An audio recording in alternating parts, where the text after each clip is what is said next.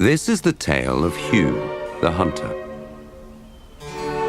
and the remarkable things he sees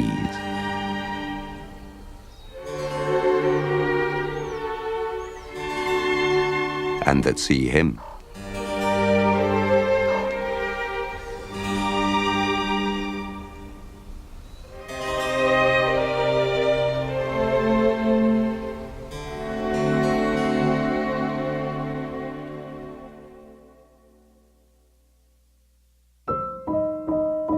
On a crisp morning at the Peregrine estate, all of the rooms lay quiet, except for one, where our hero sat perched, studying the day's most elusive quarry, the legendary red grouse, a bird prized for its camouflage and deceit.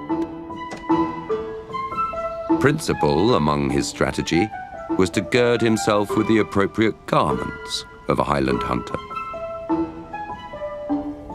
The twill of his tweed was patterned to resemble the hues of the heather moors where the grouse made its home.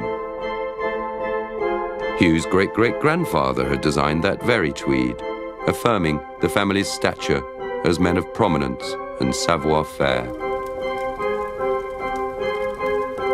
And if Hugh had not inherited everything from his ancestors into the modern world, it was only through the natural permutations that always occurred from one generation to the next.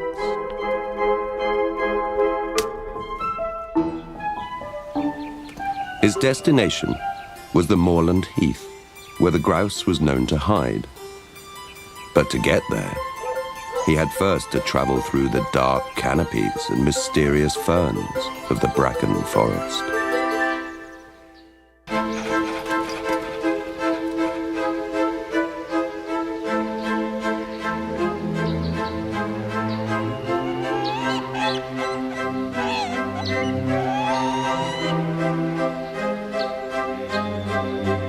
It was here that the woodcock came every year, flying miles and miles to feed and nest amongst the dead leaves and slithering branches.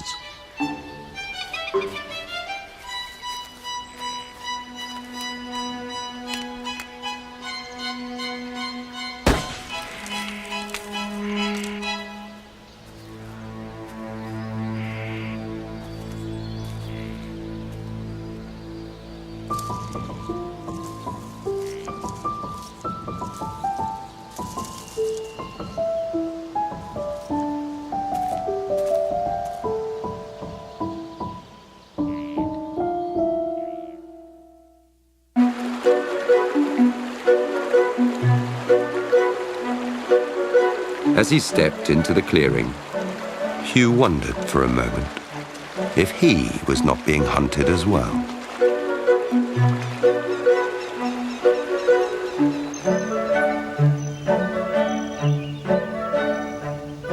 It was at the pond on the edge of the marsh that he found his second prey. A foreign species that men like Hugh had bred for their own sport. Could he, a mere man, ever master the art of deception that came so easily to these creatures? Or did it even matter?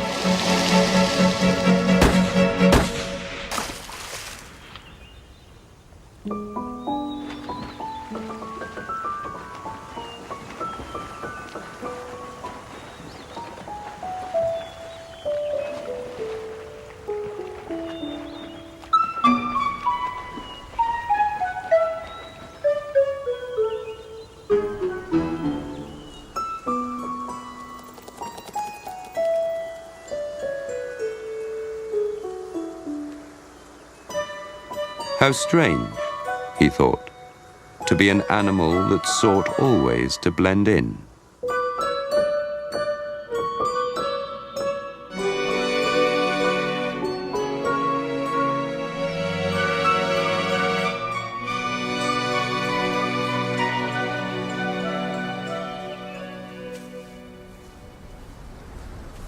His provisions were low and his body fatigued, but the day was not done, and his journey far from over.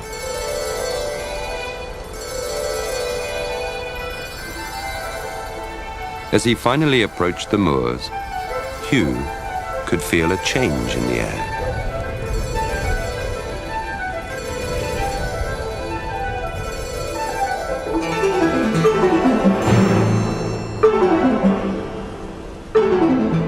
The eyes he had felt on his back were now attached to a body.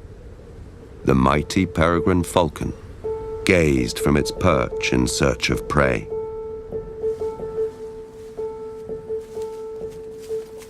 Then, sudden as a ghost, he saw the red grouse.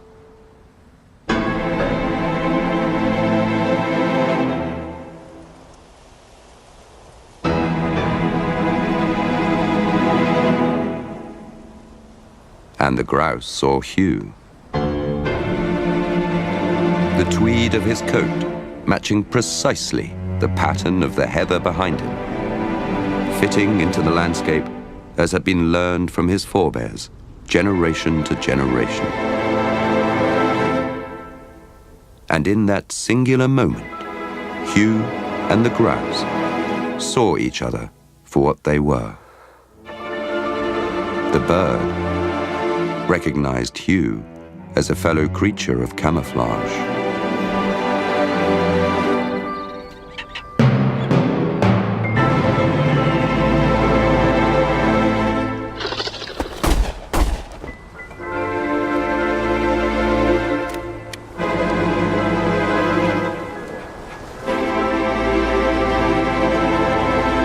He had conquered the grouse.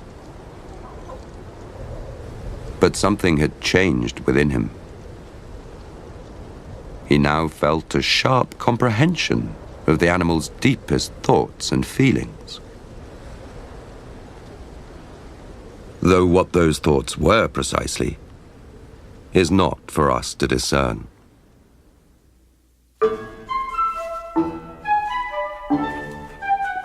And so, as evening fell, he began his long return home. Across the pond of armored bark, through the forest of changing shapes, back to the castle. And what he saw at that moment surprised him more than anything thus far. Around the table, wrapped in attendance, were 5 fellow hunters.